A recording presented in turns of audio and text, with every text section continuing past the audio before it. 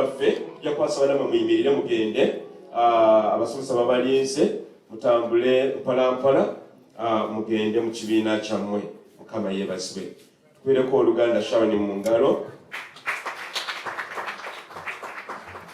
mukyala oyo mukyala w'amaanyi ayagala Yesu era teyekkiririranya mu byakukkiriza tebitabizanyiramu era kiseera kye kimu omukyala oyo ye muwolereza w'ekkanisa yaffe mukyala wayo n'amateeka era twebaza mukama kululu and Sharon mukama yogere kuwa omukisa ennyo ddala.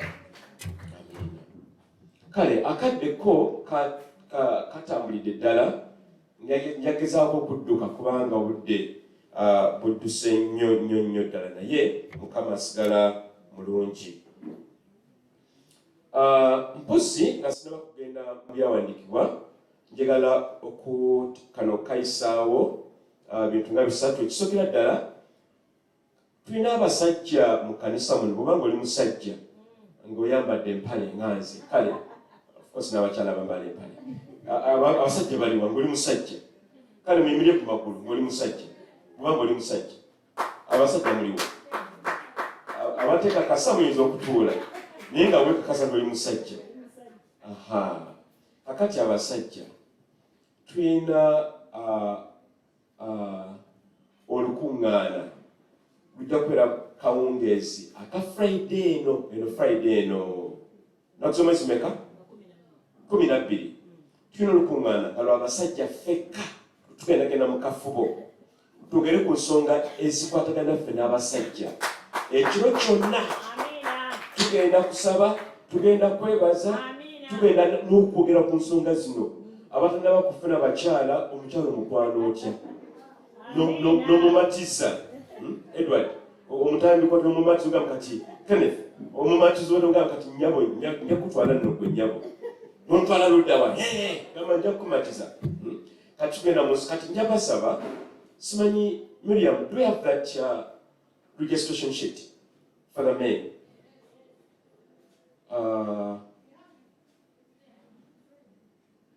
Bayitemu basajja muyimirire musikomedde muyimirire ono abalabe sayala kwebuzaabuza temwekwasamba tumina ssente biki ebyo ebyo tebirimu abayiwangu mubadde mutya kimanyi olupapula luliwa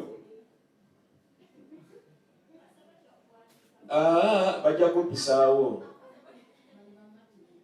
abo bamatini bano olusobola okulabira nti nabo basajja matini olimanyi buli musajja oba weerabidde nediriti naye yeerabire nti musajja temwebuza ne baggaadi bonna bali wano akuba ebifaananyi naye atubuzaabuza bawandiika amannya gaabwe n'amasimu gaabwe so basajja temutuula nga twanaba kubatuukako abakirezi ni wanguye mulala agende wansi opapula olwokwelugidde wansi anti Sharon twanguyanguyeko bannange agenda kubuliyanjira obudde bugenzi funa akapapula konna mannya n'essimu Friday tujja kusinkana wano ku ssaawa nga 2 ez'akawungeezi temutya tujja kugenda ffenna emmotoka weeziri gamba nti amiina tujja kugenda abasajja bali wano b'amaanyi tujja kusulayo tujja kuvaayo ekiro ku makya olunaku oluddako. Ekyokubiri nti ennaku z'omwezi nga 21 ennaku z'omwezi meka kiddemu ennaku z'omwezi meka 21 tugenda kubatiza bonna abaakalokoka bameka abaakalokoka bameka nja kubasaba olupapula olwo nalutambule ane muli luddawa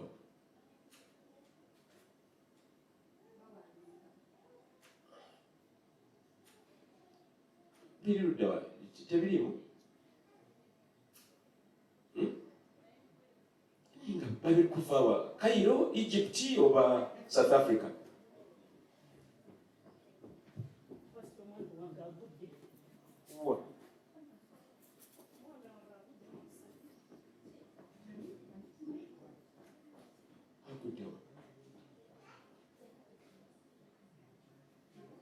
Stani bwaki naye tagenda kumalako gamba nti amiina. Mukama tusabira Michael abadde nti agudde tumanyi Mukama kimutuuseeko naye Mukama tusaba nti omwana omutaase era ali kufuna buvune bwonna gwe Mukama Katonda akola ebyamagero Mukama mwana we mutaasi Michael. Mukama tumanyi nti oli mukulu era mazima ddala osobola. Mu linnya Yesu Kristo Mukama waffe. Amiina. Kati tumaze.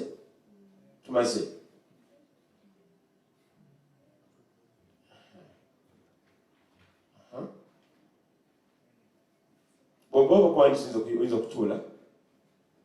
Okay. Kakati malinga manchi nakusoma singa 2 tugenda okubatiza abakalokoka n'abakkiriza Yesu Kristo naye nga tubabatizibwanga mazzi amangi. Bw'obanga oli mutulubeera walokoka naye nga tubatizibwanga n'omukono gwo naye waggulu. Eri abooluganda batunaba kubatizibwa nga tubatizibwanga naye nga walokoka. Tugenda nga mazzi amangi kana omukono gwo waggulu. Okay. Kati shiti naletambule bwetyo yeyo kubatiza. Kale amanya gatambula mpolampola paka bonna bwagwayo. Kale kati tugenda maaso nje tugenda mu byawandiikibwa ekisa kyo kyennyini mpoza okubajukiza kino wamwera n'amadirisa gaffe n'enzigi Mukama tumwebaza tutandise okugakolako gamba nti amiina. Gambako nti amiina. Kakati abeeyama bannanga amadirisa n'enzigi nammwe tujja kubasaba nti tumeekuta ssente ezo tugende maaso mulimu guno kuliko okuyimirira. Mukama yatuŋŋamya mu mwezi ogwa Maaci okubuulira enjiri. Tubadde mu njiri era abantu balokose abalokoka twababuulira baali abantu 93 be baalokoka era 42 bo ne bazza obulamu bwabwe eri Kristo Yesu. Kaakano Mukama nadamu natuŋŋamya nti engeri gye tubadde mu njiri ng'abantu bamaze okulokoka nga tebaali balokole basaana okumanya ensonga eno ey'okukula mu bintu eby'omwoyo. Lwaki? Bw'omala okuzaalibwa omulundi ogwokubiri obeeranga mwana muto bebi.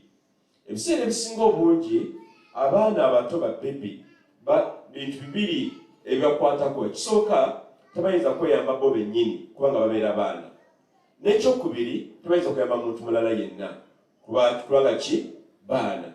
Kati Mukama atugamba nti guno omwezi gwa Apuli tuguweeyo tukwate ku nsonga zino tubeere okusobola okukula mu bintu eby'omwoyo. Mu Luzungu spiritual maturity. Nitubeera nga tukula nituva mu byaba bebi. Omanyi omwana omuto tomusubiramu kino ekiri awo. Era singa omwana omuto atambula wano atalina nangoye nga atambudde bwereere omuleka bulesi so kiri kubanga ki? Mwana.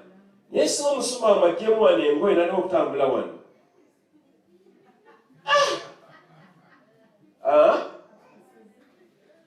kiba kiyiseewo si bwe kiri. Kakati omwana omuto ebintu byakola olusi gamba kati olaba ono omulaba yabuuka omulaba ayina n'okuba akalulu gamba kiriweewaawo naye gwe omuntu omukulu tosobola kukikola. Kakitugwanidde Mukama atusaasire gwe nange okuba nti tukula mu bintu eby'omwoyo ne tuva mu bintu eby'omubiri oba ebintu ebitabusa Mukama kitiibwa. Era guno omwezi ogwa Maaci tugenda maaso n'okeba bonna abaalokoka. Obanga walokoka guno omwezi ogwa Maaci obanga walokoka nga tukulanga tukugana buli lwa mukaaga tunawo ekyo tukula omukaaga ntukuŋŋaana okusaba n'okwasalira mmwe omu n'okubayigiriza ebigambo eby'obwa Katonda. Era ekitukozesa ebyo nti tuve mu ttuluba ery'abaana abato mu by'omwoyo tudde mu ttuluba ery'abantu abakulu. Tukole ebyo ebitugwanidde okukolebwa kubanga tulina tukula mu ngeri nnyingi. Njatandikira mu kyandikibwa kino Abagalatiya 4 okutandikira tugende Abagalatiya 4 tugende mu Bebbulaniya 5.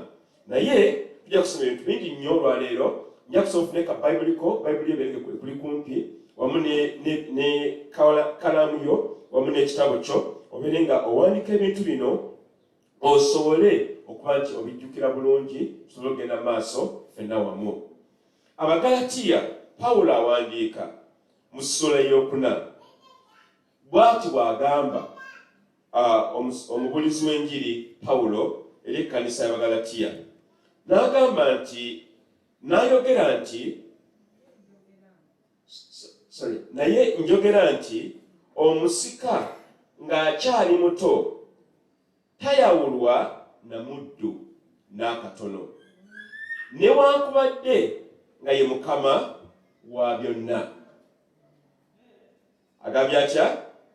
Naye njogera nti omusika ng'akyali muto takola ki? Tayawulwa na muddu. Omuddu abeera muntu wa kika ki? Omuddu abeera muntu nga ye ali awo mirimu gye, mukozi, tasasulwa, talina buyinza mu maka, kyomugamba okukola kyakola kubanga ye muddu, era tasobola kwemulugunya wadde n'akatono kubanga muddu. Era omuntu abeera omuddu nga bwe twalaba mu slave trade emyaka egyayita, baabonaabonanga nnyo kubanga tuyinzaga mukama nti nze nkooye, olina kukola paka n'okutundika n'ogweri kubanga oli muddu. Kati Pawulo agambye nti omusika ng'akyali muto tayawulwa na muddu n'akatono, newankubadde nga ye Mukama wa byonna. Kakati omuntu abanga muto, gwe mumusalirawo ekyokukola, mumusawo gy'anaagenda ne gy'ataagende, musalawo kiky'anaalya, naye omuntu omukulu yeesalirawo. Kakati bwe tuba nga twalokoka, ye sitepu esinga obukulu ennyo mu ntambula ey'omwoyo. Naye tulina ku sitepu ey'okubiri, ne tubeera nti nno tugenda maaso ne tukula. Kanzire ku mwana.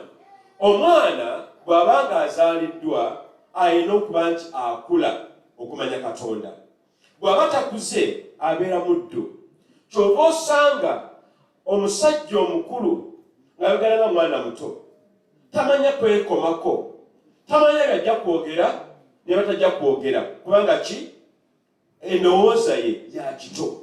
Kati Mukama ayagala gwe nange tuve mu mbeera eyo ey'ekito, tukule tujye mu mbeera ey'ekino kikulu mu bintu eby'omwoyo.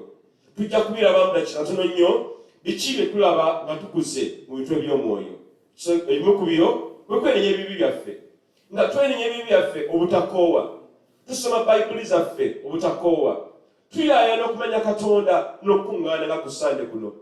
Tubanga tuli abantu tulina ennyonta eri Mukama.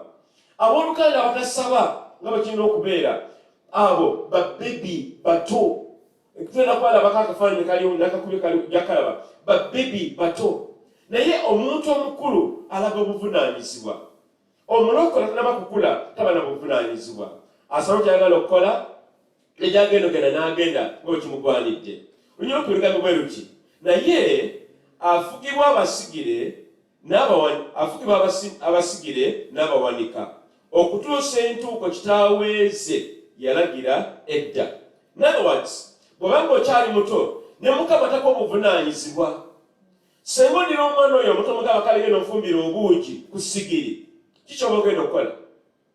Oba agenda kweyokya, si kiri? Kubanga mwana tuyinza muwa obuvunaanyizibwa. Era abaana abato wadde nga abamu baasikiranga bakitaabwe nga bamaze okufa, babeerangako abasigire. Lwaki? Babalabire kubanga bo tebasobola kulaba bakyali baana bato.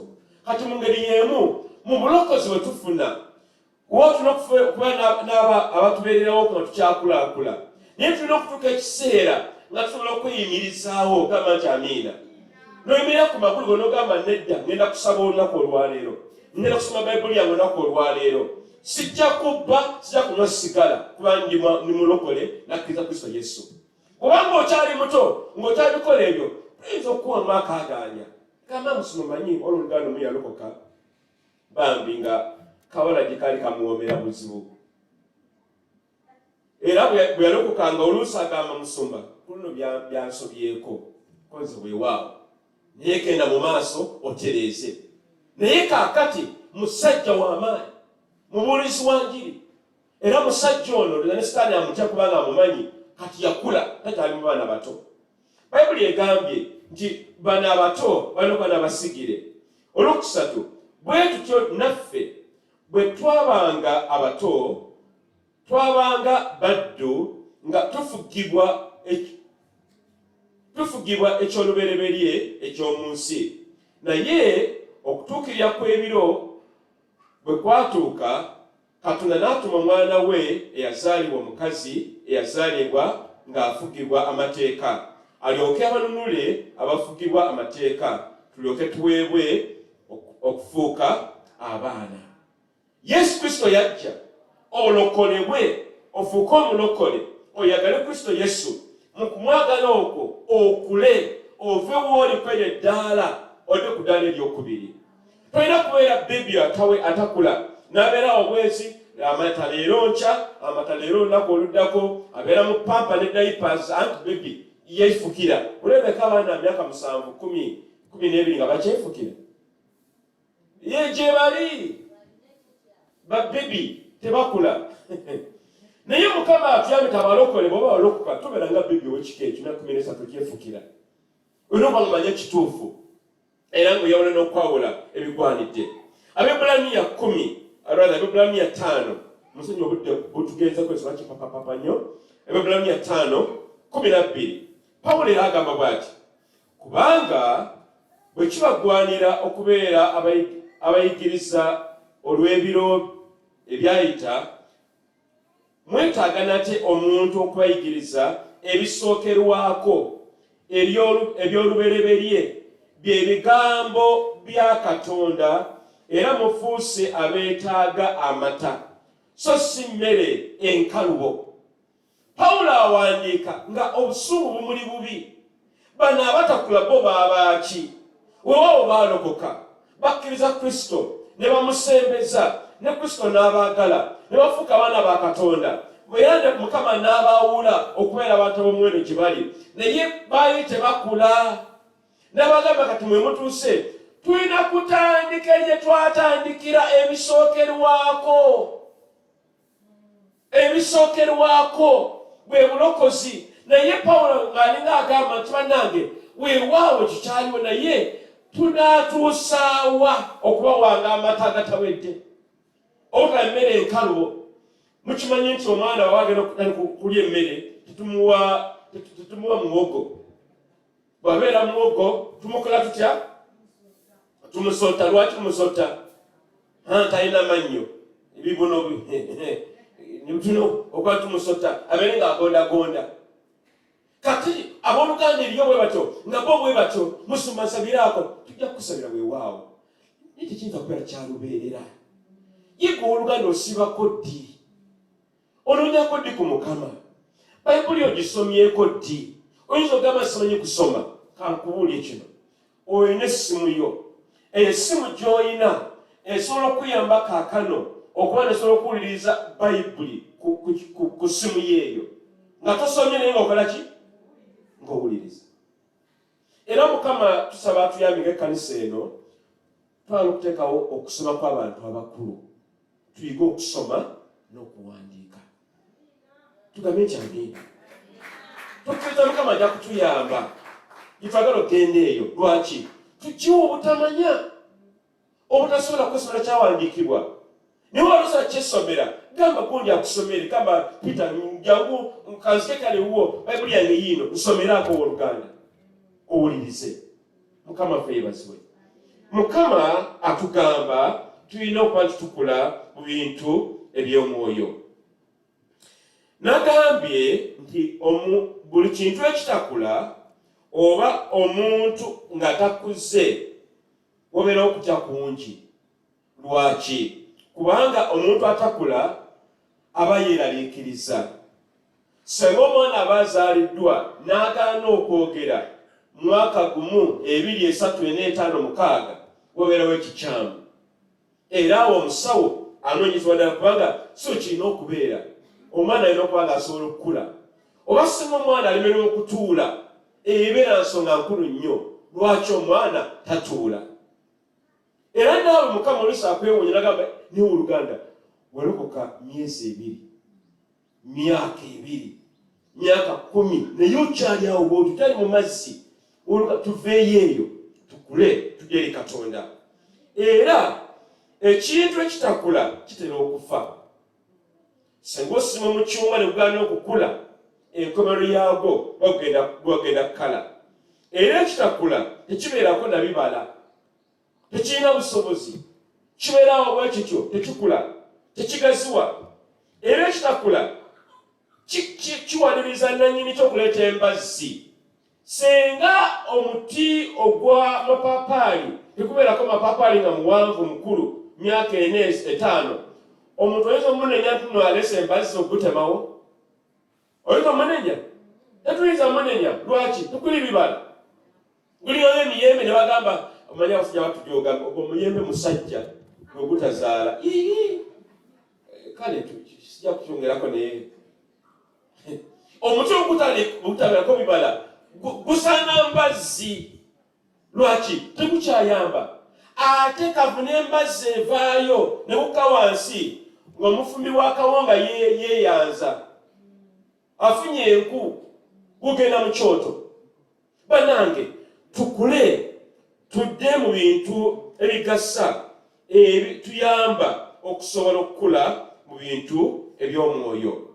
Kakati tulabe ku buzibu ki obuva mu butakula mu bintu eby'omwoyo. Buzibu ki? Mpaka kafaananyi kangaako. Mulaba kyawo? Tulaba kyawo mu kafaananyi? Bali mumbulireko. Kiki mulaba waawo? Tulabawo bebi. Kiki olaba ku bebi oyo? Ali ku nywanto. Alina kyalowooza? Oyinza omugamba agenda afumbe amagi aga muganda we omuto. Olwo nga kikyalowooza awo? Nywanto kyekirala wangi nakwebaka. Ne pampa eri munda omwo, togiraba pampa? Kyanywa tekifuluma, si we kiri? Bebi. Kakati eriyo abooluganda nga baalokoka naye nga balinga bebi bwatyo. Tebayinza kweyamba, tebayamba na muntu mulala.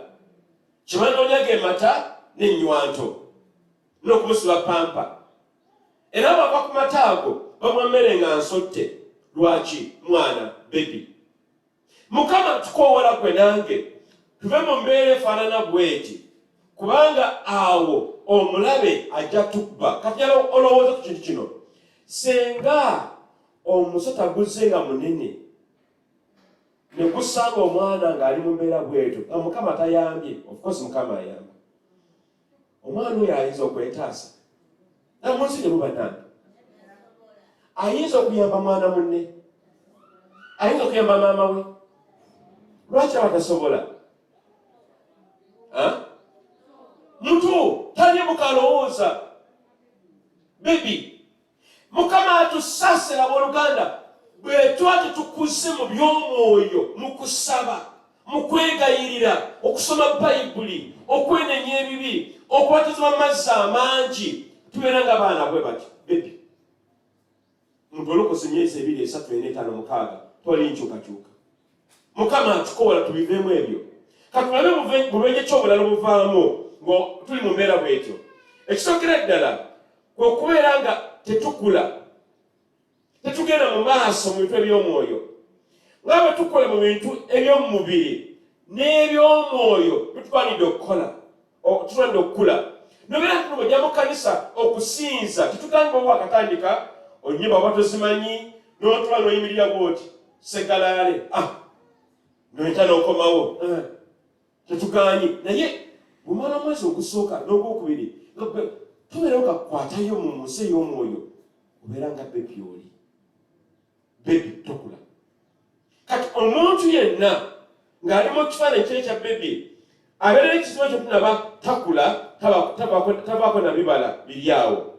Ekyokubiri, okukkiriza kwe kubeera kukankana, si kunywevu. Bebi oli bwe tulabye talina kukkiriza kwonna n'akatono. Mpozi amanyi manajja kujjamu ebbeere naye ebisinga ku ebyo temulimu kantu. Lwaki? Mwana muto. Kati Mukama atukoowola gwe nange bw'oba wakkiriza tusinga omulokozi wo kula mu kukkiriza kwo eri Katonda. Obeera omusajja n'omukazi nga okkiriza Mukama wadde nga oluusi embeera ebeera nzibu etya n'ogamba Mukama ojja kumbeererawo. N'ogamba weewaawo embeera efaanana bw'eti naye Mukama ajja kuvaayo. N'ogamba newankubadde nga nasusenja olunaku olwaleero enkya nja kulya ali nja kubeera bulungi. N'okula mu kukkiriza kwo. Buli muntu yenna abeera nga mwana muto natakula aba n'okukkiriza okw'ekito okutamugasa. Ekyokusatu, bw'oba mutakuze obeera mu mubiri si mu mwoyo. Olina akugeya gweno toneepangirako nja kukuba nze natologenze mu mubiri. Naye ng'ate si bwe kyandibadde. Mukama yeebazibwe. Katono nnyo n'ozimba gatalanga essalambwa. Nze nno nga ndi mukubi. Era abaluganda ne bagamba zimanyi sisonyiwanze. Omusobyako sigenda kusonyiwa. Naye nga waluganda mu Kristo Yesu. Kyekyo kitulabeyo kyo kitujjamu ekyo. Kubanga oli bebi mwana muto. Tayimanyi bavi kikulu. Ekyokuna okunakuwaza omwoyo omutukuvu. Buli lw'obeera nga tonnaba kukola mu by'omwoyo onakuwaza omwoyo omutukuvu ali mu ggwe. Kibeera kitya? Bwe tumala okulokoka mwoyo mutukuvu akamasekati gaffe n'emitima gyaffe. Ebiseera ebisinga obungi n'atuwabula. Toyita wano, wandibadde oyita wano. Bwe nowalaza empaka kati no gy'ozze gy'osanga ekitaba semataba oba okyabuukabuuka mu ekibuko oli mugezi nnyo omutwe wansi n'enkona n'enywa. Naye omutukuvu yagambye toyite eyo, yagambye okole ki? Oyite wano. Kati mwe mutukuvu aba anakuwala kuba tuwulya amateeka ge. Abamu ku ffe nga tulimo kuloka twali batamiivu. Mutukuvu nagamba tugenda nga mu bbaala oba tugenda nga wabeere ddene. Kale mumubuuzeeko wadde nalokoka. Beere ddene ajja kuwa walagi ojja kumunywa. Oba watwali benzi. Mukama nagamba erikuba eno akawala ako twandigenzeeyo. Oba akasajja ako kasebulevu. Kasebulevu kali kakutawaanya. Olwo kamanyi bulungi. Kamanye kale nkabuuzeeko. Ebinaavamu akasebulevu tojja kubyagala. Era ebyo binakuwaza nnyo omwoyo mutukuvu.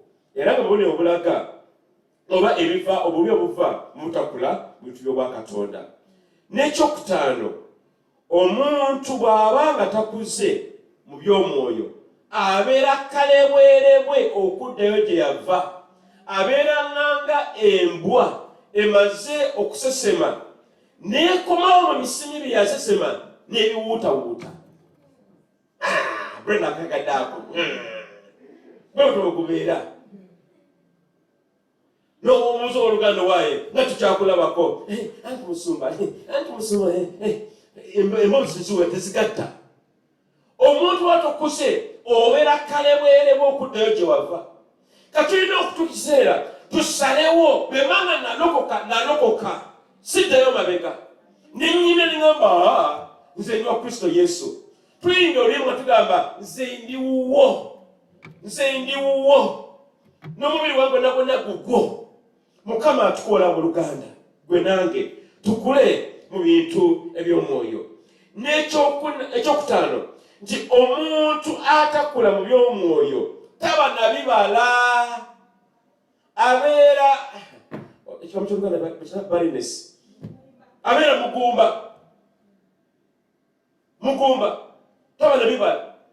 Kibeera bwekityo tekiri kimuvaamu. Tasinza, tagaba, takola. Bino bulokozi bwa kikanda bakyo. Mukama bannange atukoowola gwe nange. Tube nga tukola mu bintu bino eby'omwoyo mutukuvu. Ensonga endala ey'okusinzira okuleeta yeeno. Lwaki abantu bakula mu bintu bya Kristo Yesu? Bintu bingi ddala. Ekisooka tebasalangawo n'agamba kati nsaliddewo ddala.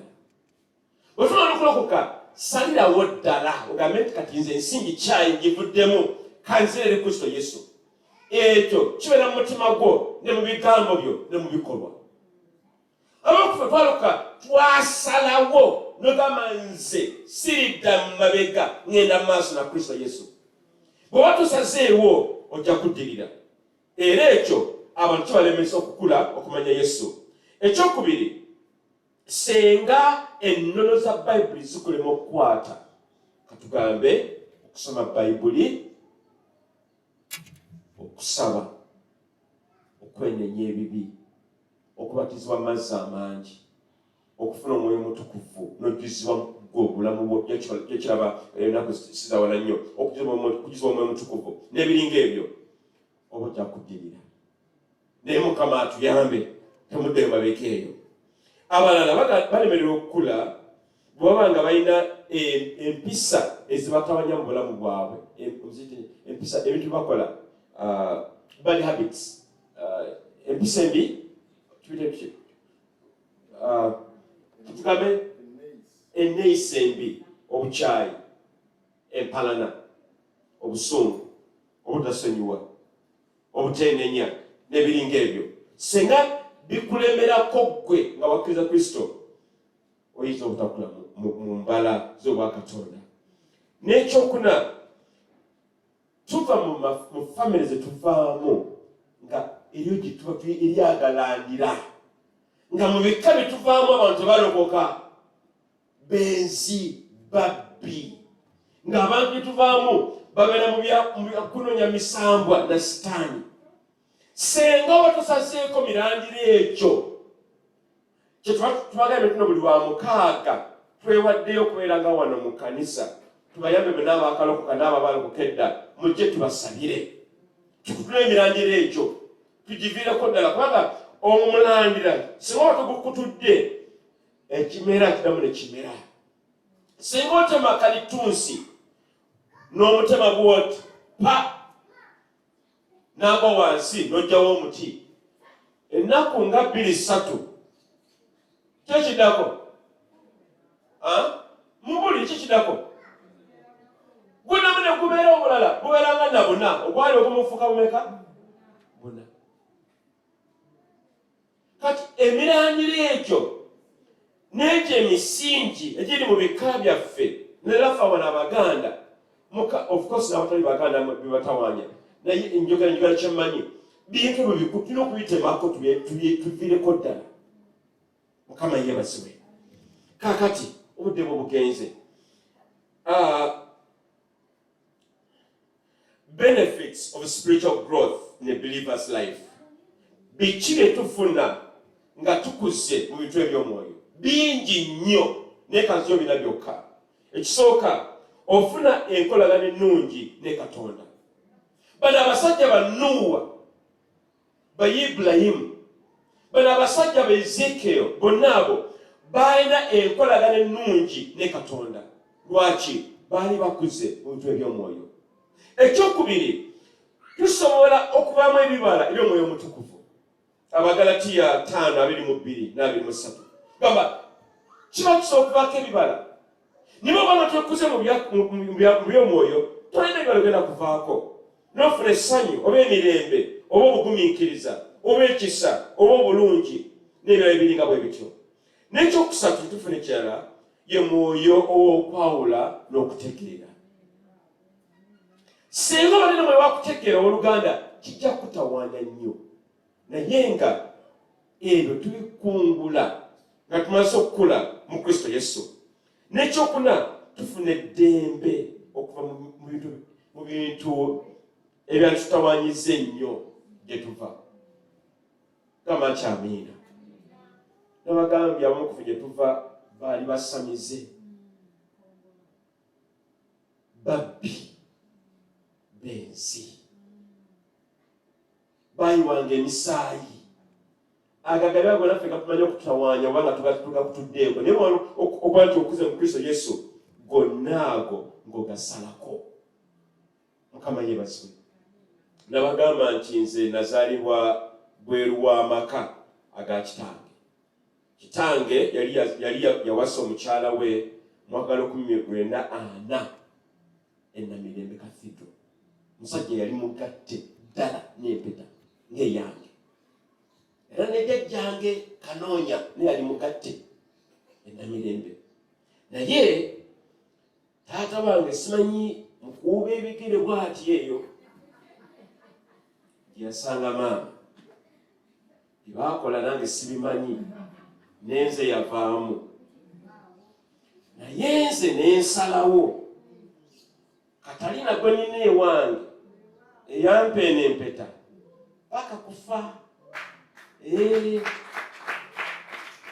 Wadde nga bali batu bakikola sijja kukola bwekyo. Naye amaanyi ago gajjawa amaanyi ag'Omwoyo Mutukuvu ate nga kisoboka. Kama kyamiina kiddemu kyamiina. Osobola okukuuma omusajja gw'ofumbiddwa emyaka n'emyaka paka lw'onoofa. N'oyo omukyala gw'ofunye oba omwami paka olunaku lw'onoofa. Guno omwaka tuweza emyaka 20 mu bufumbo obutukuvu. 22. Akawungezi ka leero waliwo Oluganda yatuyise mukwano gwaffe nnyo atwagala nnyo, ayagala nnyo GFM, abeera mu Amerika. Ate olina okutuwa ku ssente ze tuzimba ekkanisa. Yakomyewo kubanga maama we aweze emyaka 80 olwaleero, naye mu bufumbo wabula emyaka 50. Kisoboka. Mukama ffe yeebazibwe. Kakati njala kubanga awumba wamanga maliriza. Bannange tulina okukola mu by'omwoyo. Tuve mu bya pampa n'ennywanto. Omulabe Sitaani nga bwe akaana kali mukajjukira, akaana kali senga ogusuta guzze tekayinza kwetaasa kubanga kaana. Naye omuntu omukulu omusajja ne kuvayo omusuta nga ningejo kifaalu yange. Tugenda okumaliriza nga guli wansi guweddemu. Mukama atukoola tubeere abantu abakola mu bintu eby'omwoyo. Tuyinza kubeera bibi myaka na myaka. Mwe abaakalokoka muyimuke mukule mu Kristo Yesu. Naffe abaalokokedda naffe tweyongere okuba nti tukula. Mukama ayagala tukule mu bintu bino eby'omwoyo bijja tuyamba nnyo olwaleero nnaku ez'oluvannyuma. Era nga Yesu Kristo anaatera okudda yagamba bangi baligwa abaali abalokole. Naye tokkiriza kugwa, gamba nti sijja kugwa. Kiddemu sijja kugwa. Obokusatu kiddemu sijja kugwa. Tugenda mu maaso. Mukama yeebazibwe. Nja kuwasa muyimulye ku magulu gammwe katono nnyo. Twebaze Mukama n'ekigambo kino dakiika 2 nga ne Saara bw'ajja. Njagala yimuka ku magulu go, yimuka. Njagala muzuuliza amaaso go. Mukama omwebaze olw'ekigambo kino. Genda maaso Mukama omwebaze musa ku ddoboozi lyo. Mukama omwebaze ekigambo kino, ensonga y'okukola mu bintu eby'omwoyo, okukula mu kusaba, mu kusinza, mu kwegayirira, mu kwenenya ebibi, okukula mu kusoma Bayibuli, okusinza. Mukama mwebaze. Genda maaso mwebaze Yesu. Genda maaso Mukama mwebaze. Genda maaso Mukama. Amagezi sekoli bannange njagula ku ddoboozi.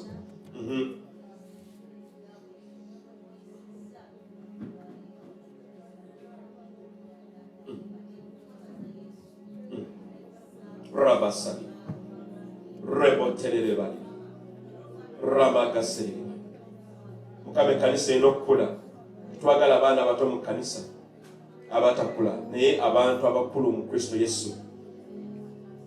Genda maaso wewe ogambe nti Mukama njagala nkule, njagala nve mu bino okubeera abaana abato abanywa amata, njagala kulya magumba, njagala kukula mu kusaba, njagala okukula mu kusinza. Kama genda maaso Mukama gambe njagala kukula. Reboterere bayere. Mukama mugamba njagala kukula taata, nkoye okubeera baby, njagala kukula. Mbeera omusajja omukyala njasabiggu mu bintu eby'omwoyo. Twagala kukula Mukama tuyambe Yesu. Rabasaliri baye. Rekotere baye. Rabasaliri baye. Rabakazaliri bali boyo. Rabagasaliri bali. Hallelujah, Lord. Nekisembayo jalala osaba Mukama akunyweze mu bulokozi oleke okuddirira naye onywerere ku lwazi Yesu Kristo oleke okuddayo gye wava okuddayo okulya ebisesemye ng'embwa bwekola gamba Mukama nyweza era Mukama njagala kubeera ku ggwe saagala kutta akadongo ku lulimu tekeribwa zimemenima yereberyo Mukama tunyweze mu bulokozi Yesu tunyweze mu butuukirivu tunyweze mu kusaba Mukama tunyweze mu kusiiba tunyweze mu kigambo kyo ayi Mukama tuleke okuddirira wadde n'akatono genda maaso Mukama mugamba akunyweze oluganda mugamba akunywereze ddala rimotenima yerebere kabani ku ndongo Mukama mugambe sina gyendaga nenyweza nywezanga supagulu banyweze ekintu kyabakutteko nange sagala kuseseetukawo wennyini wendi naye mbeere omukazi n'omusajja nga ndi mugumu mu bintu bya Katonda ngume mu butuukirivu ne mu kukutya ne mu kukwagala ne mu kuweereza ramagazere libayere ramagazara rabayere libayere ramagazare libaryararaba oluganda genda maaso n'okusaba genda maaso oluganda genda maaso remoterere balere bayere rekozole libayere